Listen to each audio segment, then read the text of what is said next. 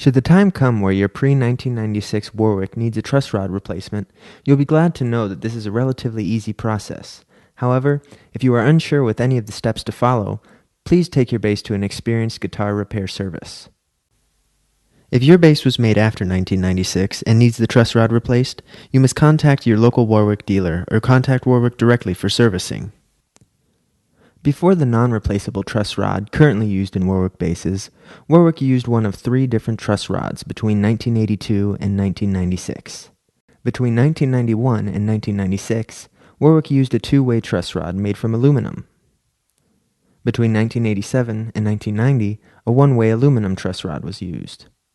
And the earliest models up until 1986 used a one-way truss rod made of iron.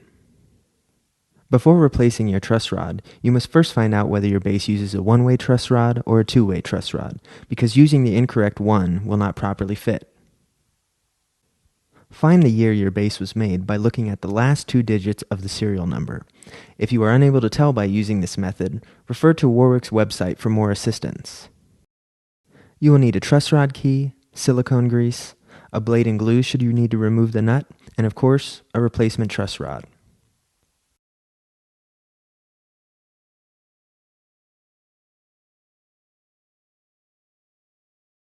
Begin by removing the old strings. You may choose to restring your bass with new strings when you are done, or you can set these aside and use the old ones later.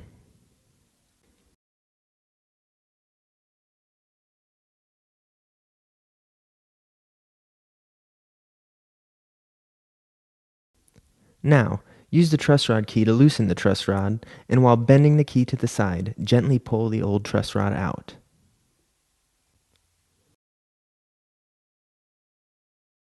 With the old truss rod removed, take the new truss rod and lubricate it with silicone grease. Make sure to apply between the rods and all the way to the end. Slowly insert the new truss rod. Make sure you insert the new truss rod with the threads facing down to allow for proper back bow tensioning.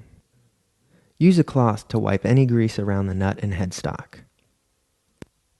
With the new truss rod installed, restring your bass and follow the instructions found in a previous video for adjusting your truss rod. The steps for replacing a two-way truss rod are nearly identical to those of a one-way truss rod. With the strings removed, use the truss rod key to gently pull out the old truss rod.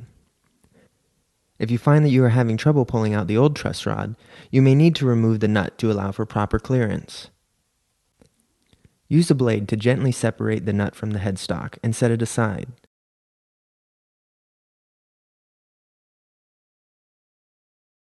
You may now find it easier to remove the old truss rod.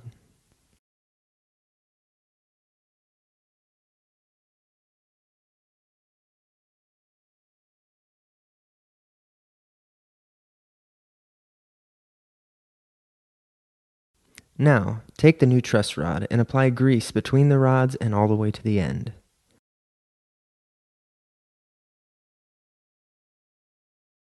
Slowly insert the new truss rod, again making sure the threads are facing down.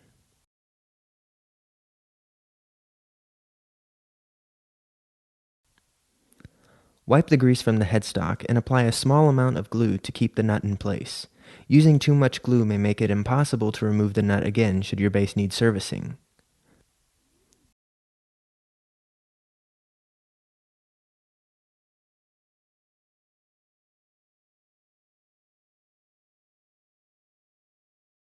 Hold the nut in place and allow the glue to dry.